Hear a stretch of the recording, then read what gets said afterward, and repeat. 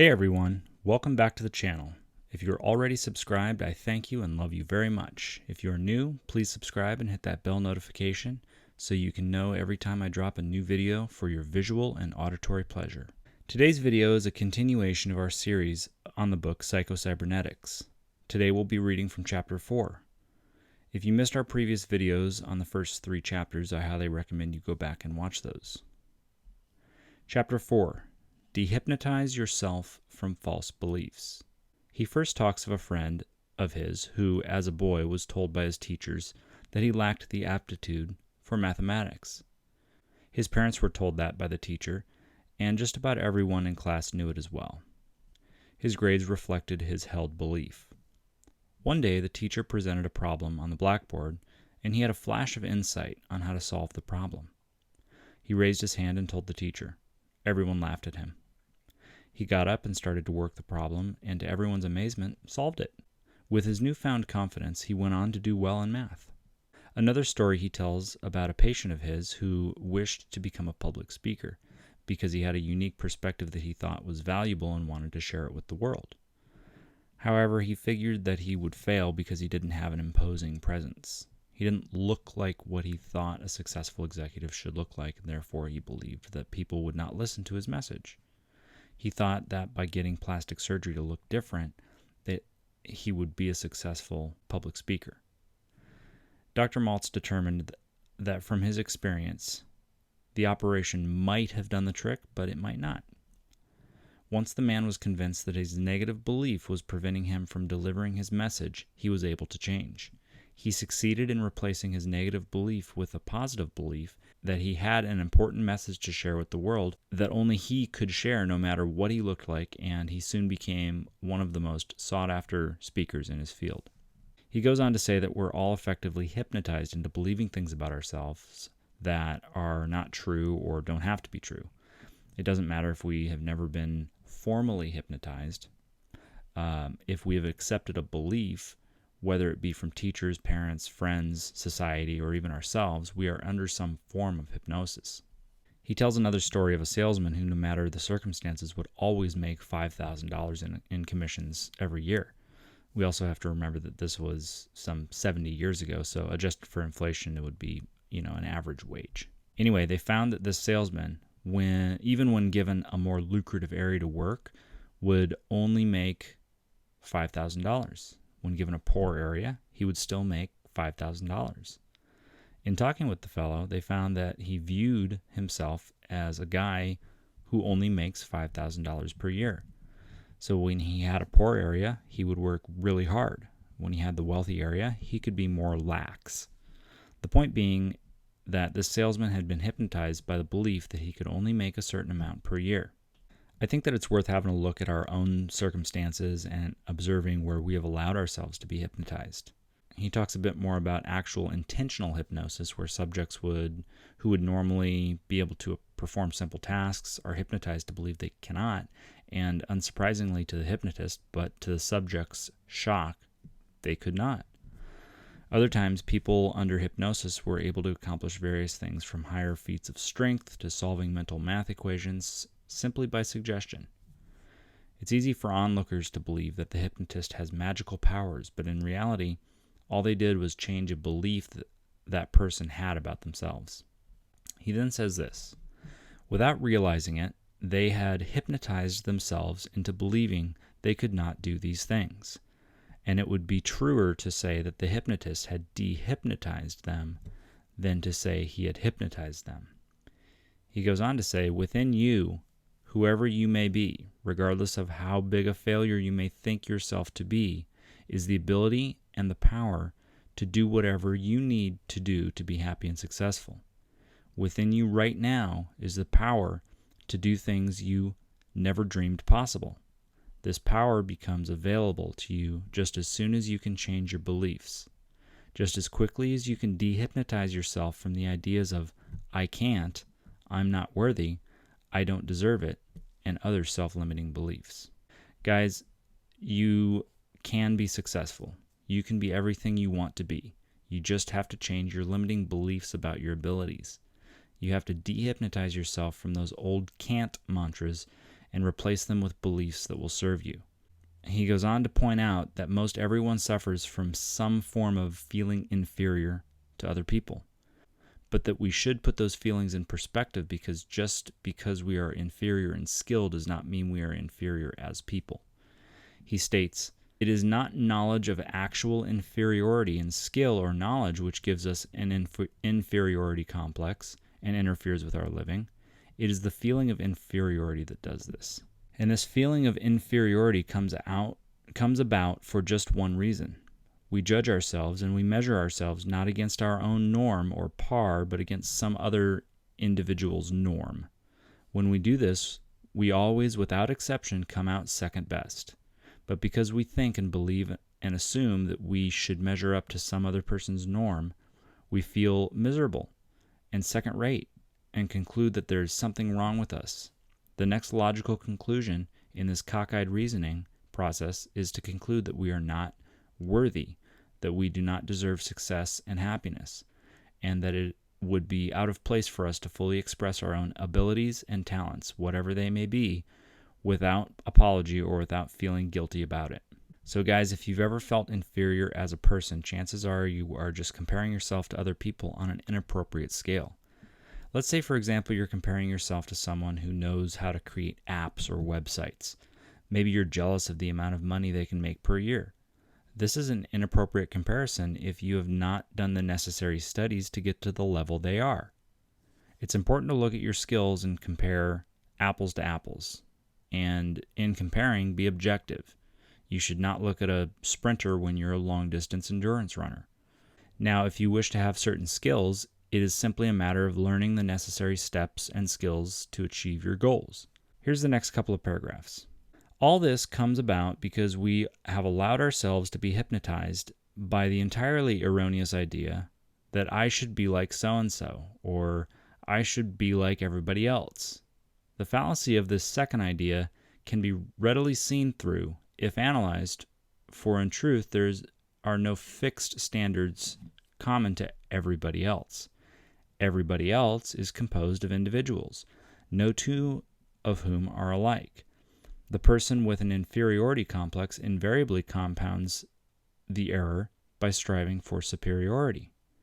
His feelings spring from the false premise that he is inferior. From this false premise, a whole structure of logical thought and feeling is built. If he feels bad because he's inferior, the cure is to make himself as good as everybody else. And the way to feel really good is to make himself superior. This striving for superiority gets him into more trouble, causes more frustration, and sometimes brings about a neurosis where none existed before. He becomes more miserable than ever, and the harder he tries, the more miserable he becomes. I'd just like to stop here for a moment because when I was younger, I was always looking where I could fit in. Everyone wants to feel like they belong somewhere. I was no different. However, as I got older, I started to realize that no matter where I tried to fit in, I never felt comfortable. I was never totally assimilated into any group or idea category.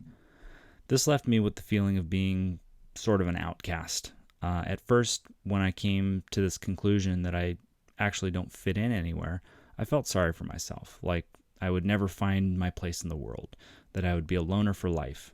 Then one day, a light bulb came on in my mind. I thought, I don't fit in anywhere. Wait a minute. I don't fit in anywhere. That means I can be and do whatever I want. I don't have to conform to any group's ideals. I can believe the way I want to believe and not worry about what the group thinks of my ideas. If you can push through the feelings of inferiority and shift your perspective, that will begin your dehypnotization. Now, this next paragraph is really good, so listen up. Inferiority and superiority are reverse sides of the same coin. The cure lies in realizing that the coin itself is spurious. Spurious means not being what it purports to be. The truth about you is this: you are not inferior, you are not superior, you are simply you.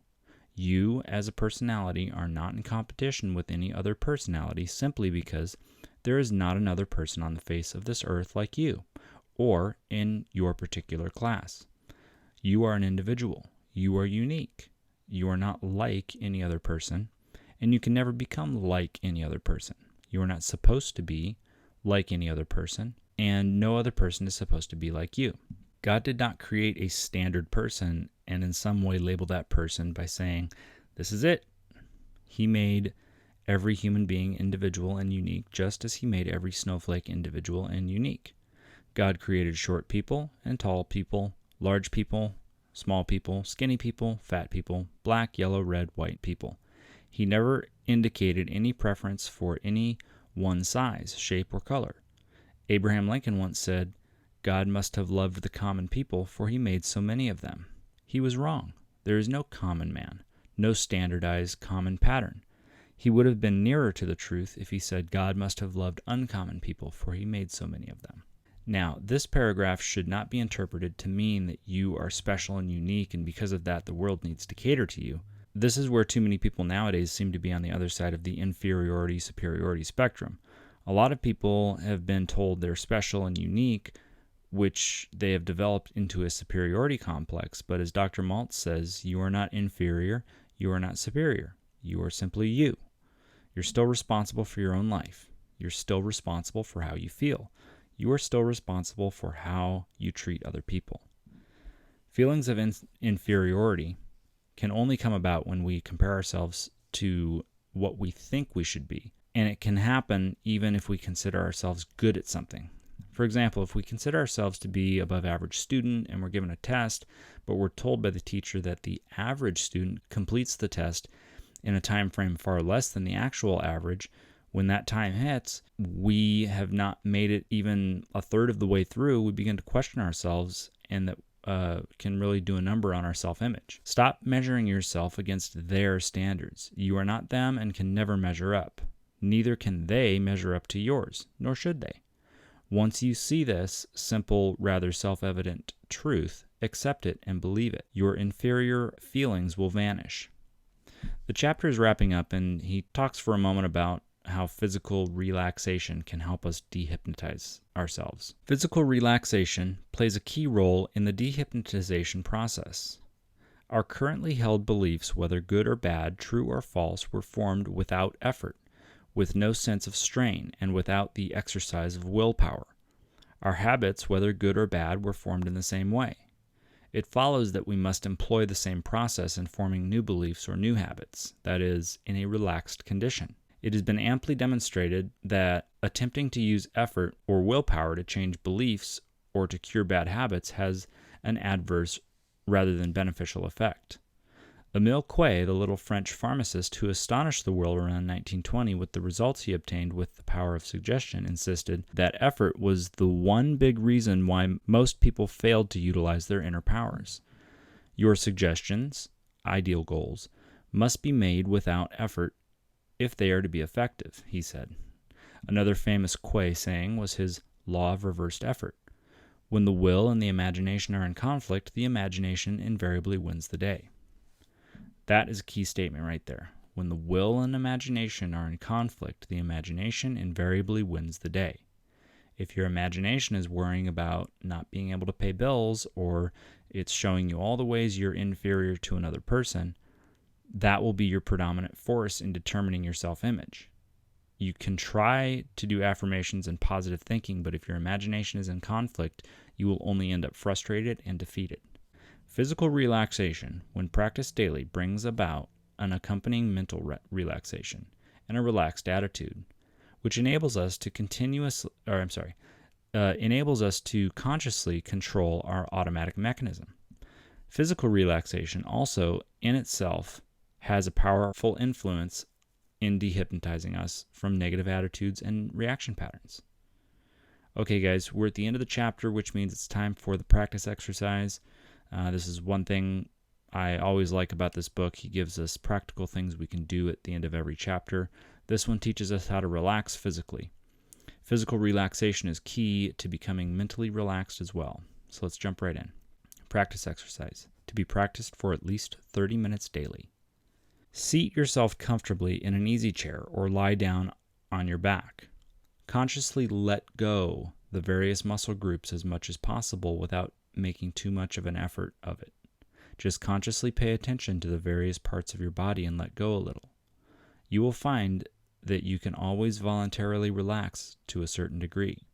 You can stop frowning and let your forehead relax. You can ease up a little on the tension in your jaws. You can let your hands and arms, your shoulders, legs become a little bit more relaxed than they are.